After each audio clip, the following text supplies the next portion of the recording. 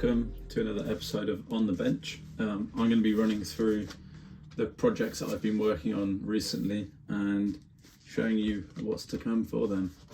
I'm currently working on the Defender 130, the 1/10 scale Defender, which is going to be based on the axial scx10iii Gladiator chassis. It will use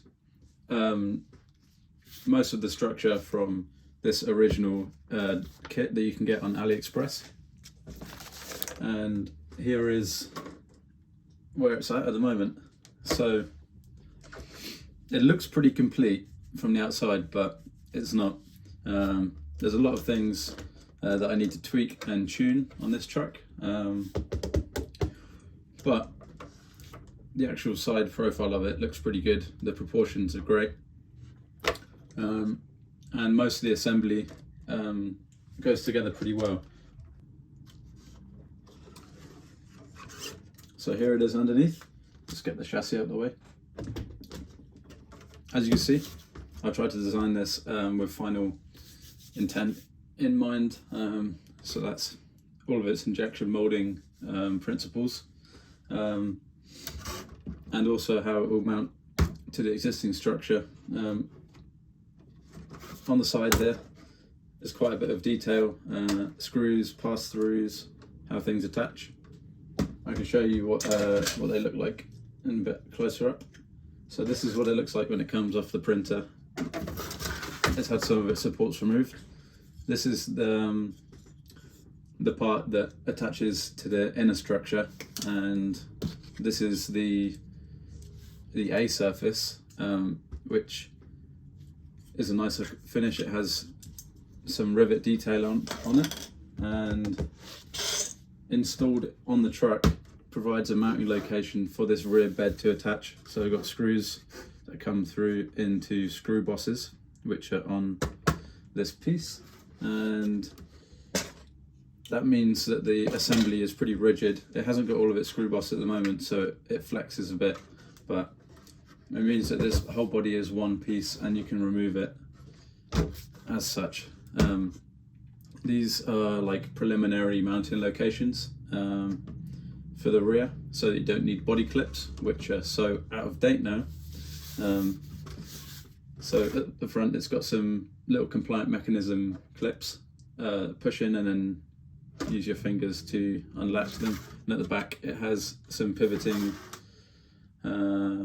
little keys that lock onto the chassis frame rails.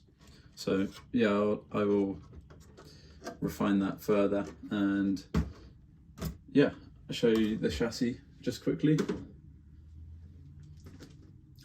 I've installed these mud flaps at the back, which look great. However, it did bring up a problem where when you put the body on, you're suddenly losing a lot of your original geometry. The geometry that you need to lock the body to the frame rails. So I'm going to work around that and find a new place to lock it in, because you want to keep this part stock because it's already made, you know. Underneath, it's all extended. However, because the truck's quite heavy, it droops down at the back, and that's with the maximum stock suspension, like the maximum firmness. And with the final intent of this being a production kit, you don't want the customer to go out buy like extra suspension components. So I'm gonna think about ways I could increase the firmness of the suspension to counter this much weight of the truck. What I'm going to do for my personal project is I have these RC four-wheel drive internal spring struts, and I'm going to double the suspension up at the back. So I'm going to mount somewhere like this, so there'll be two suspension struts on each side of the axle, and it should provide a boatload more load capacity for the truck, and it means that you can soften these up so they're not working at their maximum, which is handy. You may also notice that on this truck it's fitted with Mercedes-Benz wheels. That's because recently I acquired, aka spend a lot of money on this. It's the Traxxas TRX6 AMG G63. It is pretty awesome, if I say so myself. I got this one at a good price on Facebook again. My aim is to refurbish it, get it up to a nice quality, and then let my dad drive it because he likes to look at this thing. So yeah, that'd be pretty fun. Things on this truck that need work. The suspension is pretty jagged, so I'm gonna disassemble, clean and re-oil everything. I think one of the suspension shafts may be bent, but I have spares. I'm going to look at the electronics on this and potentially make a hot swappable setup so that I can move my Hobbywing axe system around, which is a really nice motor and ESC combo. Because why would you need to own more than one of them when you can only drive one truck at a time? So yeah, I'm also going to get some upgrades from GRC. A rear bed that drops down, potentially an interior kit, and look at cleaning up this body on the outside. There's some paint that's missing from the inside, so I'm going to try and colour match that and just correct that.